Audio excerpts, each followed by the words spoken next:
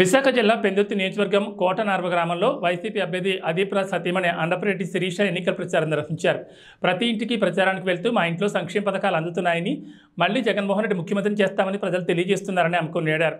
నా భర్తను మళ్లీ గెలిపిస్తే ఈ గ్రామంలో కొన్ని పెండింగ్లో ఉన్న దీర్ఘకాలిక సమస్యలు ఆయన తీరుస్తారని ఆశాభావం వ్యక్తం చేశారు. ప్రతి కాలనీలో అశేష స్పందన లభిస్తోందని, తమ భర్త గెలుపు మళ్లీ ఖాయమని ఆమె ధీమా వ్యక్తం చేశారు. ఈ కార్యక్రమంలో వార్డు అధ్యక్షులు, నాయకులు, కార్యకర్తలు, వీర మహిళలు తదితరులు పాల్గొన్నారు.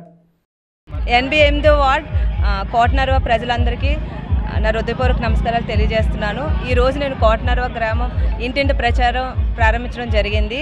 ప్రతి ఇంటి గడపకు తన ఆడపిల్లని తీసుకెళ్ళి ఆర్తలు ఇచ్చి, అమ్మ మళ్ళీ మేమందరం కూడా అదీప్రాజ్ గారిని మంచి మెజారిటీతో కిందసారి ఎలాగా మేము అంతా చేసామో అదేవిధంగా మంచి మెజారిటీతో గెలిపిస్తామని చెప్పి అందరూ కూడా నాకు భరోసా ఇవ్వడం జరిగింది.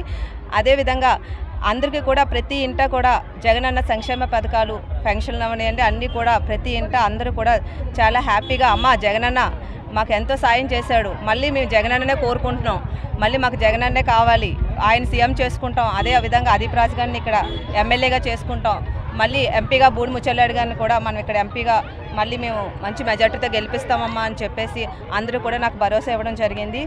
ఈరోజు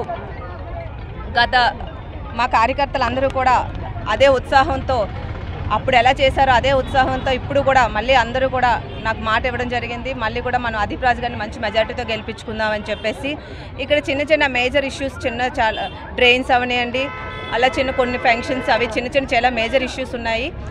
అవి కూడా మేము అందరికీ కూడా హామీ ఇవ్వడం జరిగింది. కంపల్సరీగా మళ్ళీ మన ప్రభుత్వం వచ్చాక కంపల్సరీగా అన్నీ చేసుకుందామని చెప్పేసి నేను అందరికీ హామీ ఇవ్వడం జరిగింది.